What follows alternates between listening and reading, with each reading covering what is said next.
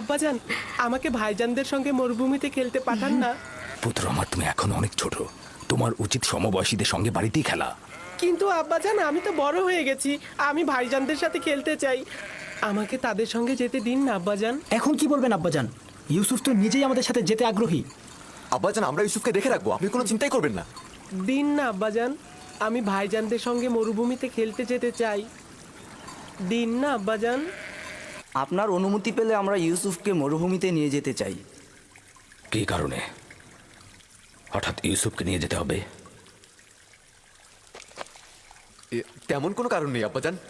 এই ইউসুফ আমাদের সাথে একটু মরুভূমিতে গেল, আমাদের সাথে একটু খেলাধুলা করলো, আর তাছাড়া ওর তো একটু অভিজ্ঞতার দরকার আছে, তাই না আব্বাজান?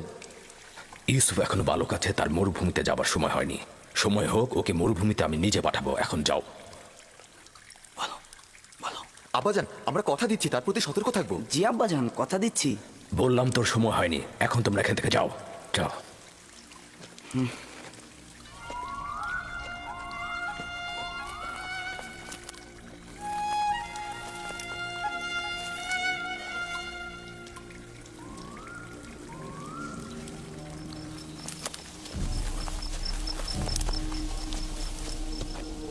এই কাজটা করার আগে তোমার অবশ্যই ভাবা উচিত ছিল তুমি এই কাজের যোগ্য নও। হ্যাঁ, তোমার এত যোগ্যতা থাকলে তুমি গেলে না কেন? এটা কি পয়গম্বরের বংশধরের নমুনা?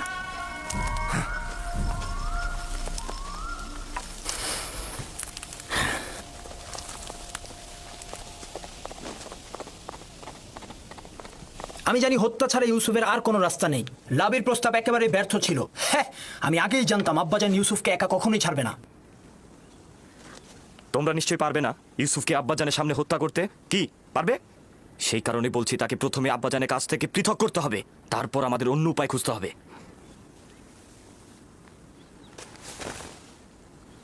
আমি একটা উপায় খুঁজে পেয়েছি।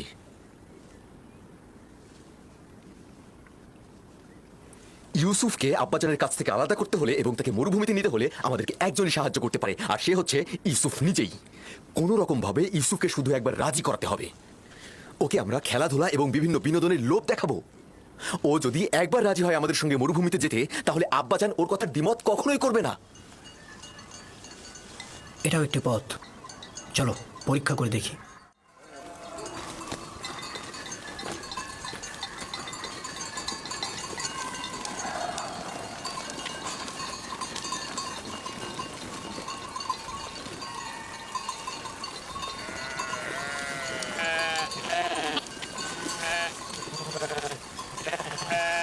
ইউসুফ, তুই কি সবসময় বাড়িতে বসে বেনিয়ামিন আর দিনের সাথে খেলা করে সময় কাটাতে চাস? জি, আমি দিনেও বেনিয়ামিনের সাথে খেলা করতে ভালোবাসি। আরে আমিও তো তোর সাথে খেলা করতে ভালোবাসি, কিন্তু এই খেলা সে খেলা নয়, এটা পাহাড় ও মরুভূমিতে খেলা। ব্যাপার কি, পশুগুলোকে বের করছো না? না, ভাইদের জন্য অপেক্ষা করছি।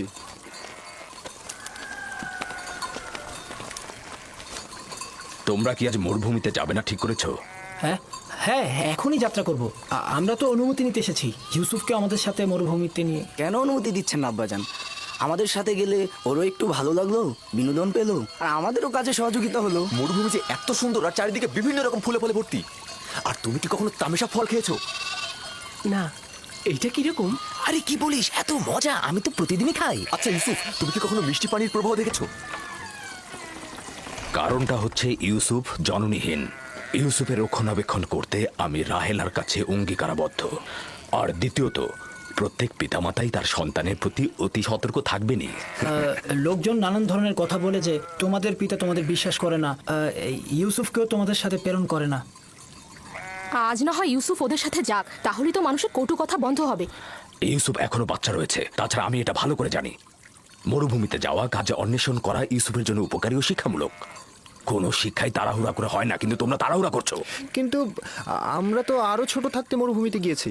তোমরা তো একা যাওনি, আমিও তোমাদের মতো করে ইউসুফকে নিজে সঙ্গে করে নিয়ে যাব। ক্রমান্বয়ে কাজ শেখাবো, কিন্তু একা পাঠানো মোটে সহিও নয়। আব্বাজান, আমরা কিন্তু পারবো ওকে কাজ শেখাতে, আর আমরা কিন্তু ওকে বড় ভাইয়ের মতনই স্নেহ করে থাকি। দেখো, আমিও চাই ইউসুফ বেড়ে উঠুক, কর্মদক্ষতা ও অভিজ্ঞতা তারও হোক, কিন্তু এখনো অনেক ছোট। পিতামাতার মহাব্বত ও খেলার সঙ্গীদের ছেড়ে সারাদিন রোদের মধ্যে থাকবে কি করে? আর তাছাড়া তোমাদেরও এখনো বায়না করার সময় আসেনি যে তোমরা তাকে এখন মরুভূমিতে নিয়ে যাবে। আমরা তাকে এত আনন্দে রাখবো যে আপনার কথাই বাড়ির কথা সে ভুলেই যাবে। ইস কি যে মজা, ঝর্ণা থেকে পানি পান আর নাহারে খেলা। আরে আমরা সব ভাইরা মিলে একসাথে মজা করব, বিনোদন করব, খেলা করব, কুস্তি লড়বো, কি যে মজা হবে। আর আমরা তো সেখানে প্রতিদিনই গরম দুধ আর গোস্ত বিরিয়ানি খাই। আমরা বুঝতে পেরেছি আব্বাজান আমাদের বিশ্বাস করেন না। তোমাদের প্রতি আমার বিশ্বাস রয়েছে, কিন্তু মরুভূমির নেকড়েদের প্রতি কোনো বিশ্বাস নেই। তোমরা তোমাদের কাজে মশগুল থাকলে আর ইউসুফ যদি গাফিল হয়ে যায় তাহলে নেকড়েরা তাকে আক্রমণ করতে পারে। আর তাছাড়া তো আমি খবরেও দেখেছি নেকড়েরা ইউসুফকে আক্রমণ করছে। এটা কি আপনার বায়না ছিল আব্বাজান? আপনি তো নিজেই ওই নেকড়ের সাক্ষী ছিলেন, তাই না? আর আমরা 10 জন শক্তিশালী ভাই থাকতে ইউসুফকে কিভাবে নেকড়ে খেয়ে ফেলবে? তার মানে কি আমরা অক্ষম ও দুর্বল? নিজের ভাইকে নেকড়ের হাত থেকে রক্ষা করতে পারবো না? আব্বাজান, আমাকে ভাইজানদের সঙ্গে মরুভূমিতে খেলতে পাঠান না। পুত্র আমার, তুমি এখন অনেক ছোট, তোমার উচিত সমবয়সীদের সঙ্গে বাড়িতেই খেলা। কিন্তু আব্বাজান, আমি তো বড় হয়ে গেছি, আমি ভাইজানদের সাথে খেলতে চাই। আমাকে তাদের সঙ্গে যেতে দিন না আব্বাজান। এখন কি বলবেন আব্বাজান? ইউসুফ তো নিজেই আমাদের সাথে যেতে আগ্রহী। আব্বাজান, আমরা ইউসুফকে দেখে রাখবো, আপনি কোনো চিন্তাই করবেন না। দিন না আব্বাজান, আমি ভাইজানদের সঙ্গে মরুভূমিতে খেলতে যেতে চাই। দিন না আব্বাজান। ঠিক আছে, অনুমতি দিলাম। শুক্রিয়া জ্ঞাপন করছি আব্বাজান, খুবই ভালো। ইউসুফ, চলো যাই। চলো যাই। সবর করো, ইউসুফকে প্রস্তুত করে দেই। এসো পুত্র আমার।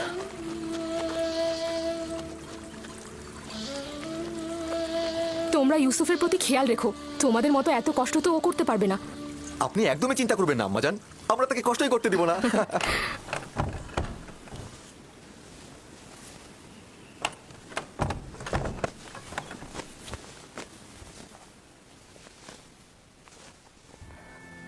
ভাইদের থেকে দূরে যাবে না, বেখেয়ালি হবে না, আর সাবধান থাকবে। এই পিরানটি পরিধান করো আমার আব্বাজান। কিন্তু এই জামা তো আমার অনেক বড় হবে। তুমি এটা পরিধান করো, দেখবে সঠিক মাপই রয়েছে। এটা পরার যার যোগ্যতা রয়েছে সে যদি এটা পরে তাহলে পিরানটি তার মাপেরই হয়ে যাবে। নাও পরো।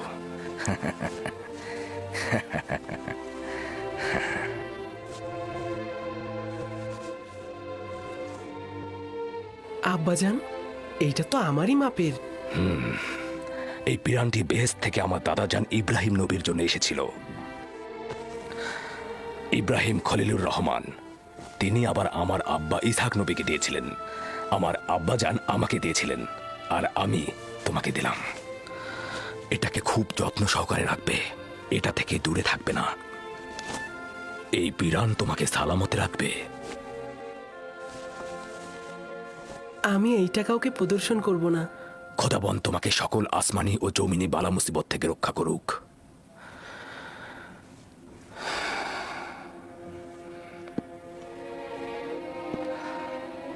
সব জায়গায় ভাইদের সঙ্গে থাকবে, যা বলবে তাই শুনবে। চলো।